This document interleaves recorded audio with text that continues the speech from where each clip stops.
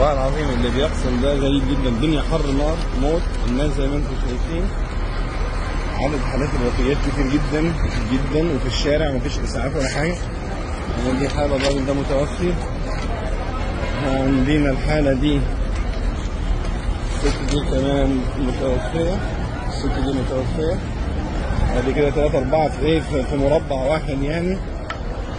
ده غير ناهيك عن التعامل الغريب مع الحدث. الناس بتاكل وتشرب عادي، الست دي بتموت خلاص اهي، بتطلع في الروح، الناس مش عارفه تعمل ايه. ودي كمان بتطلع في الروح اهي كمان خلاص على وشك. دي برضه اهي بتطلع في الروح اهي خلاص، بس مش عارف اعمل لها ايه دي، انا مش عارف اعمل حاجه. مفيش اي ادوات، مفيش اي حاجه. الاسعاف بيقول لك قدامي 900 واحد مبلغين، الشرطه بتقول لك ماليش دعوه.